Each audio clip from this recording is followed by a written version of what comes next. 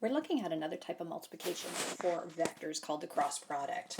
Quickly to review though, the dot product is just a scalar quantity. It's also called your scalar product, and I want to just review what those formulas are here.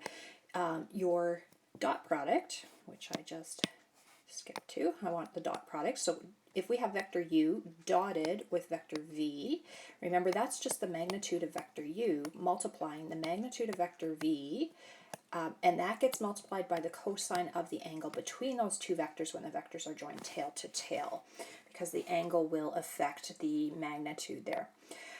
We also know for algebraic vectors, when they're written in their coordinate forms, we know that we can get the dot product by doing a times coordinate d plus b times e plus c times f, where the a, b, and c are the x, y, and z of vector u, and d, e, and f would be the x, y, and z coordinates of vector v. So we can also use the rearrangement of the first formula to calculate the angle between two vectors. So that's our dot product, and we know that these things are true about the dot product. The dot of vector u and v will always equal 0 if your vectors are perpendicular, and the converse of that is true. If your vectors are perpendicular, then the dot product will equal 0. Your dot product will equal just the magnitude of u and the magnitude of v if the vectors go in the same direction, and that's because the angle between them is 0 degrees, and the cosine of 0 degrees is just 1. Likewise, the dot product of u and v will equal negative the magnitude of u times the magnitude of v when the vectors go in opposite directions, because the angle between them would be 180, which means the cosine of 180 is -1. All right, let's look at this cross product. It will be a vector quantity instead of a scalar quantity, so it's also called the vector product. Now, cross product can only be used with vectors in 3 space, unlike the dot product, which can be used with both vectors in 2 space and 3 space.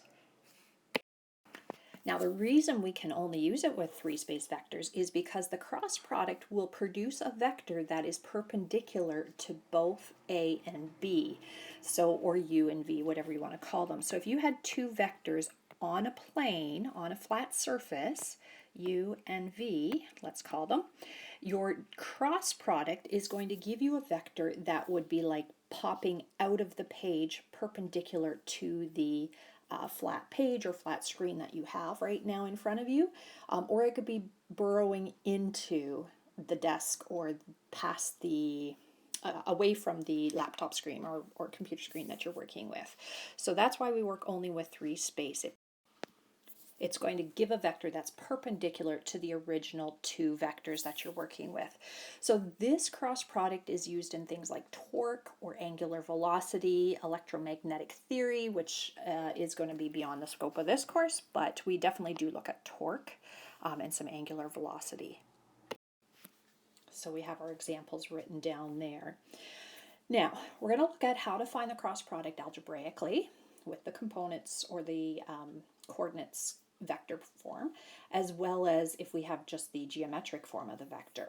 So here it is here. If u is equal to ABC and v is equal to CDE, then the cross product of u and v is b times f. So this second one times, I have a mistake here. This is supposed to be d, e, and f. And I'll correct that on your copy of this. This should be d, e, f here. My bad. So it's going to be the second times the third, and then minus the second of the second vector times the third of the first vector. And then it's CD, take away FA, and then AE, take away DB. Well, my goodness, that's a lot to remember. Logan, like, how on earth am I ever going to remember that? Well, here's a memory aid. This will help you remember. And in fact, I never actually remember all these letters. I just write down these steps here when I'm calculating my cross product. And so we're going to use that in a minute here.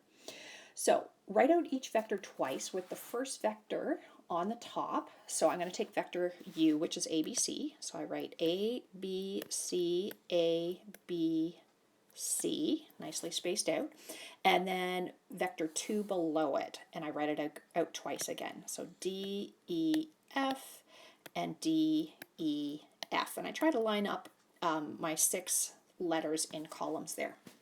Now, we're going to cross out the first and the last column. So I'm going to cross this one out, and I'm going to cross this one out. And then we're going to look at the first square of letters here. So this first square here, we're going to look at that first square. And in that first square, we multiply downwards on an angle.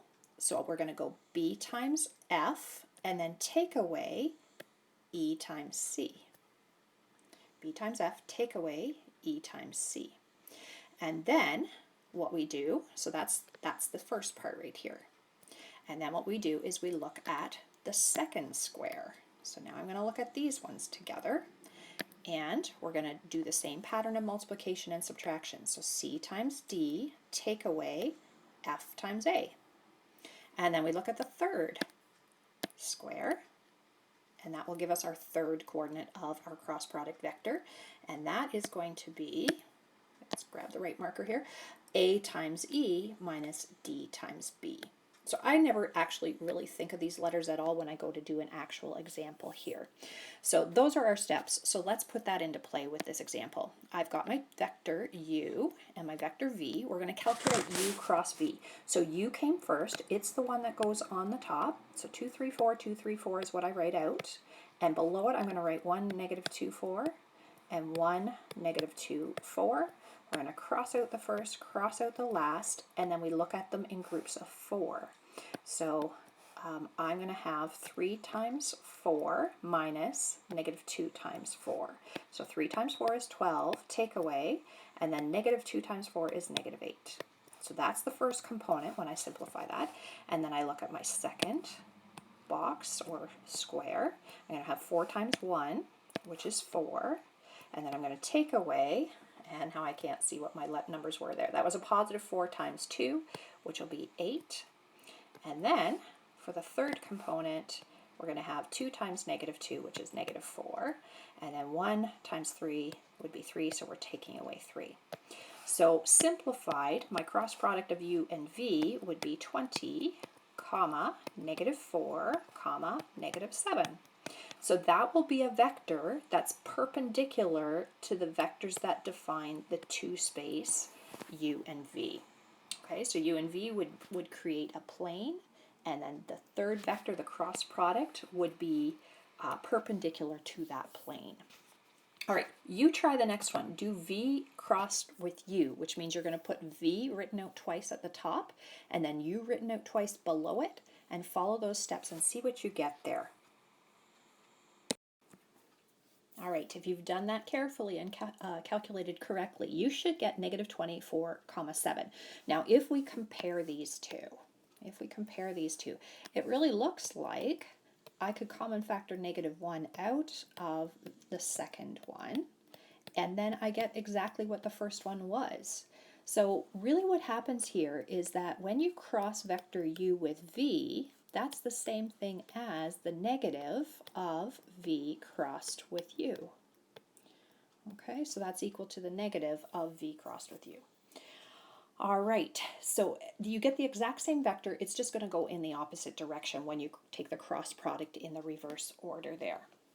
Any scalar multiple of the vector, so when you get your cross product, that's a vector that's perpendicular to the original 2, and then any scalar multiple of that cross product would also be perpendicular to the original 2 vectors. So I know that maybe 40, negative 8, negative 14, that's also going to be perpendicular to vector U and V because it's a multiple of 2 of the original cross product that we figured out there.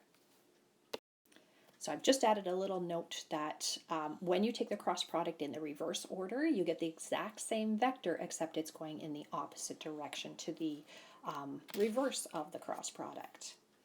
All right, I'm going to move to the next page here. So I have a note at the top of this next page which says, if vector U and V are 2 non-collinear, meaning not parallel vectors in 3-space, so they will define a plane, they will make a 2-space surface, then every vector that's perpendicular to both U and V will be of the form of, not if, of k times u crossed v, where k is just a scalar. So we're just saying that every scalar multiple of the cross product will also be perpendicular to the original two vectors. All right, what happens when the two vectors happen to be parallel to each other and you find the cross product? So I'd like you to try that. Do the cross product of u and v, and you'll notice that v is just 2 times vector u. I've just doubled each one of those components. So do the cross product and see what happens there. All right, so if you've done the cross product correctly, you should notice that you end up with 0, 0, 0, which gives you the 0 vector there. So that will be true all of the time. If your two vectors happen to be parallel and don't define a two space, you're going to get a 0 vector. You can't, there's an infinite number of solutions in terms of there'd be an infinite number of vectors that would be perpendicular to that one vector there. All right, if we want to check if two vectors are perpendicular, we would use the dot product. So this is just a summary of some key components here, or key ideas. So dot product, if we're trying to prove that two vectors are perpendicular to each other, we would dot them. If the dot product is 0, then we know they're perpendicular. If we want to actually find a vector that's perpendicular to two vectors, then we're using the cross product. So the difference here is checking if they're perpendicular versus determining a third vector that is perpendicular. All right, quick properties of cross products. So one, we've already determined that if you do the cross product of u times v, that will equal the negative of v times u. So it's not like 3 times 7 is the same as 7 times 3.